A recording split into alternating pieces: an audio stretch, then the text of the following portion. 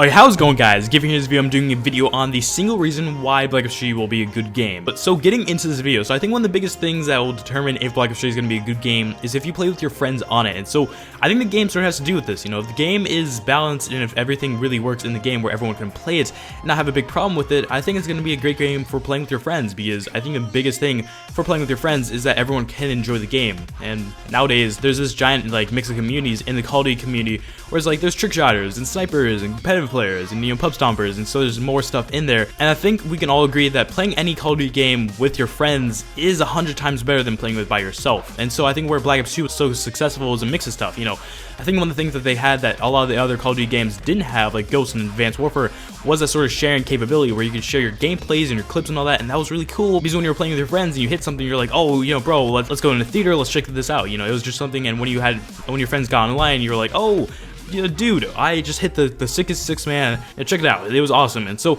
I think that sort of idea of being able to share your gameplays without having to get an Elgato or something like that, that was a really good idea. I think it worked so well in the game. I think it is important to have in the next Call of Duty. Now, the next thing I think is really important is the friend interface. And so all the Call of Duties have this. I think Black Ops 2 did this very well, as it was very organized, as you can see here. You know, there's friends, recents, league teams, Facebook friends. There used to be even a clan thing. You know, we also have the Xbox Live Party. And when you look at Ghost just didn't have that. You know, it just had a list of people that you knew that were online and people that were offline. And so that was just really different. When you look at Advanced Warfare 2 did take some of those elements into the game, which I think it made it more organized and better for, you know, inviting players, but still was missing a few things. Now, the last thing, and probably the biggest reason why Black Ops 2 was a success with a lot of players, was because the game itself was just fair for everyone. You know, everyone liked to play the game. You know, snipers, trick shotters, everyone, competitive players, pub stompers, casuals.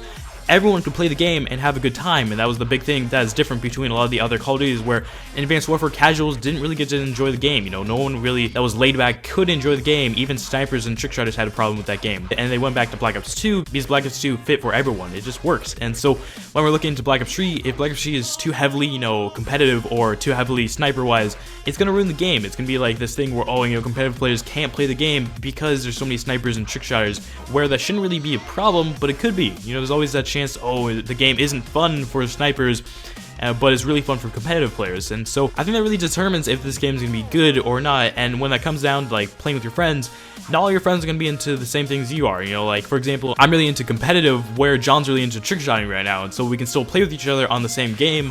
And we don't really have to switch off games. You know, I don't really have to play Advanced Warfare while he's playing Black Ops 2. I can play Black Ops 2 while he's playing the same game, and we can play in some of the same matches. And so I think that idea is just really important towards, you know, getting everyone on the same game and being able to play with your friends.